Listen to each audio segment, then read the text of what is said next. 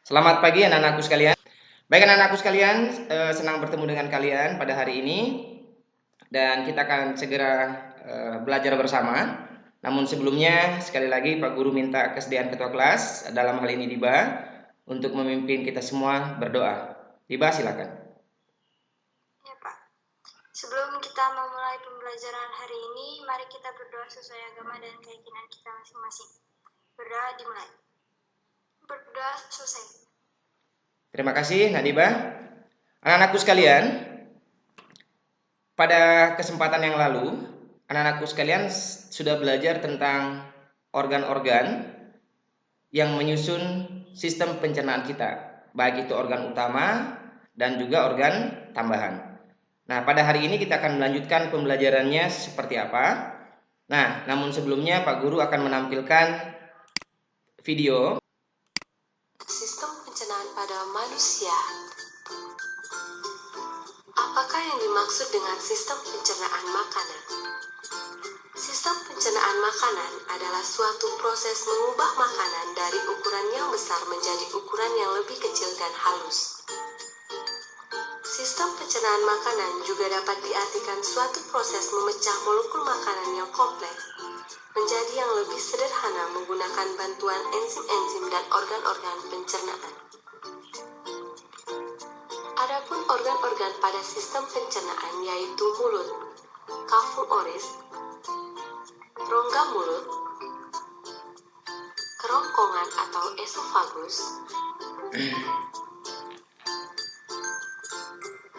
lambung atau ventriculus,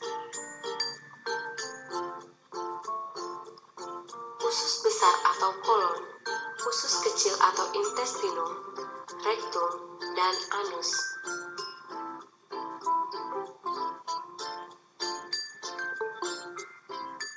Organ-organ yang membantu dalam sistem pencernaan yaitu kelenjar ludah yang terdapat pada kafum oris, hati, dan pankreas. Baik, terima kasih. Selanjutnya anak-anakku sekalian, saya akan menampilkan satu video lagi. Nah, video ini lebih menarik juga untuk kita semua. Kita simak videonya.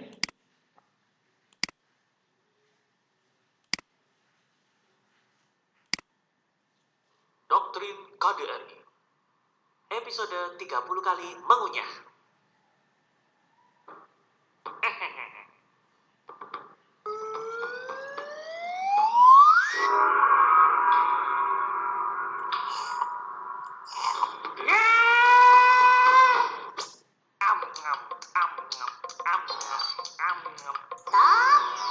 Maka janganlah cepat-cepat.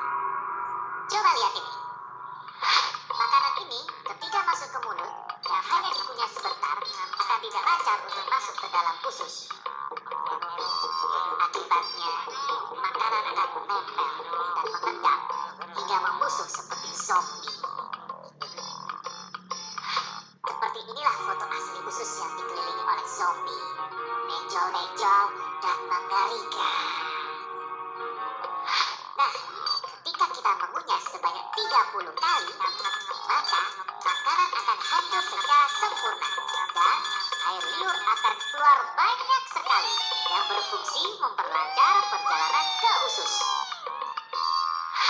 Inilah foto asli usus yang sehat. Licin kan? Ayo kunyah 30 kali sebelum ditelan. Ya. Baik anak-anakku sekalian, tadi sudah melihat video yang kedua. Di video yang kedua, informasi apa yang anak-anakku bisa sampaikan berkenaan dengan tadi judulnya adalah 30 kali mengunyah. Siapa yang bisa menyampaikan pendapatnya? Ya, harus mengunyah 30 kali. Berarti kebiasaan dalam hal mengunyah makanan itu harus kita rubah dari sekarang anak-anakku sekalian. Materi inilah yang akan kita bahas pada pertemuan kali ini. Oleh karena itu, Pak Guru perlu mengingatkan kepada kalian semua bahwa pembelajaran kita pada hari ini itu adalah tentang pencernaan mekanis dan pencernaan kimiawi. Adapun anak-anakku sekalian, tujuan pembelajaran kita pada hari ini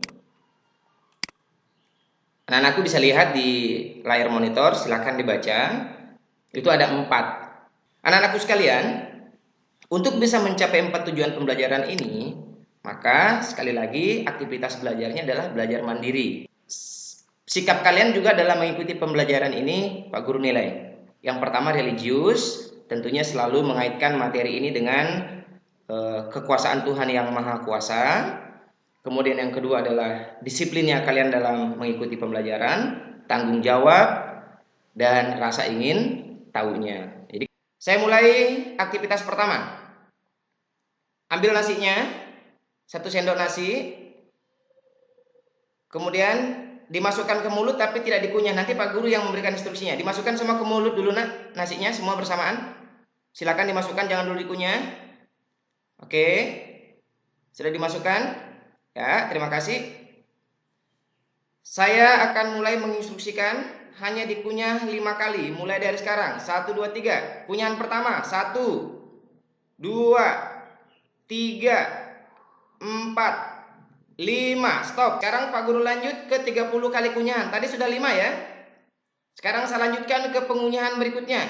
1, 2, 3, 6, 7, 8, 9, 28, 29, 30. Oke?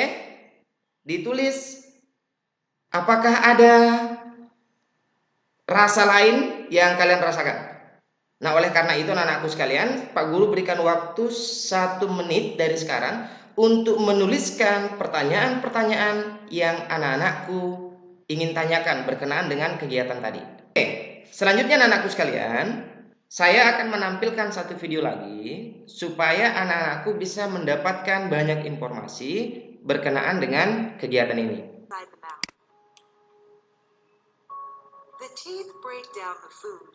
Ya, video ini menunjukkan bahwa beginilah tadi proses pertama kali nasi itu masuk ke dalam mulut. On the food to help.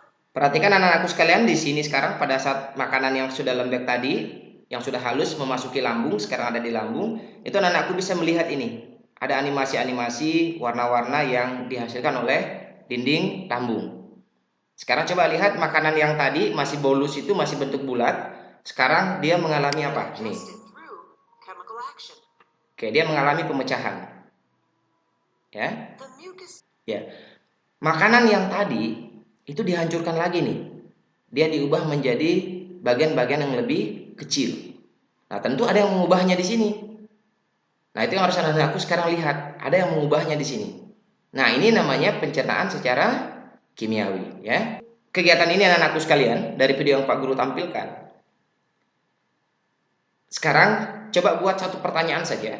1 pertanyaan berkenaan dengan animasi yang Pak Guru tampilkan. Siapkan video berdurasi 7 menit. Tolong diperhatikan dengan baik video ini, karena video ini akan memberikan informasi kepada kalian untuk bisa mengerjakan segala sesuatu yang ada di LKPD. Makanan yang telah dihancurkan pada rongga mulut dilanjutkan masuk ke dalam esofagus atau kerongkongan. Kerongkongan merupakan saluran penghubung antara rongga mulut dengan lambung. Otot kerongkongan dapat berkontraksi secara bergelombang sehingga mendorong makanan masuk ke dalam lambung. Baik, tolong perhatikan penjelasan-penjelasan di sini. Anak-anakku sekalian sekarang sudah diantarkan atau diberi informasi tentang kelenjar-kelenjar beserta dengan enzim-enzim yang dihasilkan. Nah, disinilah sekarang sudah terlihat proses pencernaan secara kimiawi. Saya lanjutkan videonya. Makanan yang tidak dicerna di usus halus, misalnya selulosa, bersama dengan... Nah, perhatikan baik-baik anak-anakku sekalian bahwa di dalam prosesnya makanan yang kita masukkan ke dalam organ pencernaan itu tidak semua ternyata mampu dicerna. Tidak semua mampu dicerna dan diserap oleh tubuh. Oleh karena itu, maka ada proses lanjutan. Tolong diperhatikan baik-baik proses ini. akan menuju ke usus besar. Di dalam usus besar menuju ke... Oke. Anak-anakku sekalian, kita sekarang mendapat informasi bahwa di dalam usus besar juga terjadi gerakan peristaltik. Berarti anak-anakku sekarang sudah bisa melihat ada 2 gerakan peristaltik, gerakan peristaltik awal dan gerakan peristaltik akhir. Video ini Pak Guru rasa sudah menggambarkan dengan jelas informasi-informasi yang harus kalian dapatkan untuk bisa menjawab pertanyaan-pertanyaan yang ada di LKPD. Nah, Pak Guru berikan waktu, sekarang sudah 8.58, 2 menit lagi akan jam 9. Saya berikan waktu 10 menit dari sekarang untuk mengerjakan LKPD-nya. Silakan. Dalam prosesnya boleh bertanya kalau ada pertanyaan yang anak-anakku sekalian rasa belum mengerti. Baik anak-anakku sekalian, kita ringkas supaya kita tidak butuh waktu banyak. Saya ulangi, tadi di kegiatan kita diawali dengan adanya aktivitas mengunyah makanan. Oke. Nah, pertanyaan saya adalah, ketika kita mengunyah makanan selama 5 kali, ada tidak perubahan rasa yang terjadi? Silakan boleh berkomentar langsung anak-anakku sekalian. Tidak ada perubahan rasa. Oke, berarti kalau begitu pengunyahan 5 kali ini itu baru melalui proses yang namanya pencernaan secara mekanis. Ya, paham sampai di sini? Oke, kemudian tadi dilanjutkan dengan pengunyahan sampai 30 kali.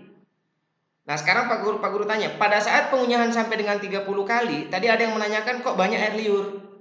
Sekarang Pak Guru mau nanya ke Vero, tolong disampaikan.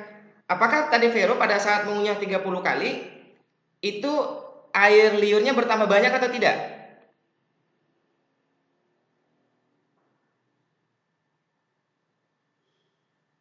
Vero hilang. Oke, Rati deh, Rati. Pada saat tadi 30 kali mengunyah, Rati, bagaimana penambahan air liur yang terjadi? Tambah banyak, Pak. Oke, tambah banyak. Tadi di video Rati sudah mendengar bahwa air liur itu mengandung namanya enzim. Betul ya? Enzim amilase. Nah, enzim ini digunakan untuk memecah apa tadi? Karbohidrat. Ya, kalau begitu berarti menurut Rati, proses pengunyahan 30 kali itu sudah disebut pencernaan mekanis atau kimiawi, Rati? Kimiawi, Pak. Ya. Oh, Ziko. Oke, Ziko bisa dengar suaranya Pak Guru? Baik. Ziko, tadi dari video yang Ziko tonton, bagaimana Ziko bisa membedakan antara pencernaan mekanis dengan pencernaan kimiawi, Ziko? Ada yang bisa membantu Pak Guru atau Wahyu? Tadi Wahyu sudah menjawab 80% nih, jawabannya sudah benar. Apa nama atau kita sebut apa yang membantu dalam proses pencernaan kimiawi itu untuk memecah molekul-molekulnya? Zat kimia berupa enzim, Pak. Ya, zat kimia berupa enzim atau yang lebih kita kenal dengan nama enzim. Nah, artinya dengan begitu anak-anakku sekalian harus paham sekarang bahwa proses mekanik tidak melibatkan apa? Enzim. Dia hanya memecah saja.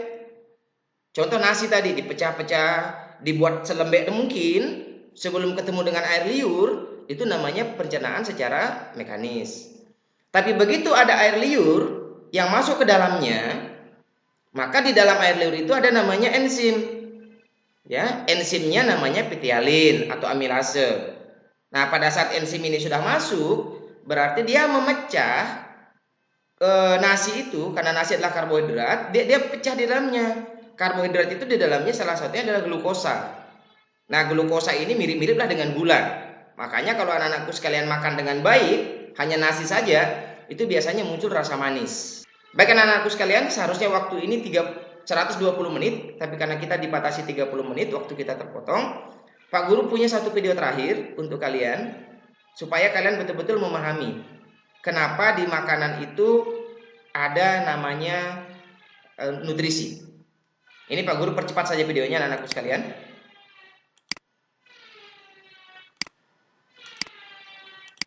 Pada kesempatan ini, kita akan membahas mengenai pengujian karbohidrat. Untuk pengujian karbohidrat, ada beberapa pengujian yang bisa kita lakukan seperti uji Mollis, uji Benedict, uji Seliwano, uji barcode, dan uji iodin. Nah, kali ini kita akan membahas mengenai pengujian iodin. Uji iodin adalah uji kualitatif karbohidrat yang dapat dilakukan di mana saja dan mudah untuk dilakukan. Jadi kesimpulan dari pembelajaran kita pada hari ini anak-anakku sekalian, bahwa anak-anakku sudah bisa membedakan apa yang terjadi pada proses pencernaan secara mekanis dan apa yang terjadi pada proses pencernaan secara kimiawi. Nah, anak-anakku sekalian, tolong dibaca kembali LKPD-nya untuk lebih memahami enzim-enzim apa saja yang terlibat pada proses pencernaan kimiawi dan pada organ-organ apa saja terjadi proses pencernaan baik secara kimiawi maupun secara mekanis. Karena tidak semua organ dalam tubuh kita itu mengalami pencernaan bersamaan antara mekanis dan kimiawi. Tapi ada organ yang melakukan pencernaan baik secara mekanis maupun secara kimiawi bersamaan. Di pembelajaran ini saya juga masih melihat ada beberapa kendala. Yang pertama adalah anak-anakku sekalian, hari ini itu tingkat kepercayaan dirinya jauh lebih bagus dibanding yang kemarin. Namun demikiannya belum semua bisa berpartisipasi secara aktif. Oleh karena itu kita masih menyisakan 1 kali pertemuan anak-anakku sekalian. Maka di pertemuan yang akan datang saya mohon partisipasinya lebih ditingkatkan kembali.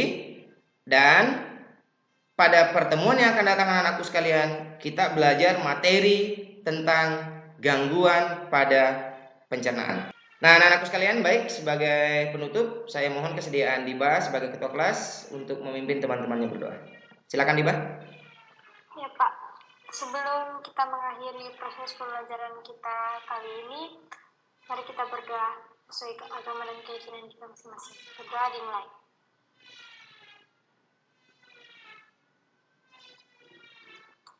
Berdoa selesai. Terima kasih Diba. Baik anak-anakku sekalian, dengan berakhirnya kegiatan ini, maka berakhir juga pembelajaran kita pada pertemuan hari ini. Sampai bertemu di pertemuan berikutnya. Selamat pagi, mohon maaf kalau ada salah kata dari Pak Guru.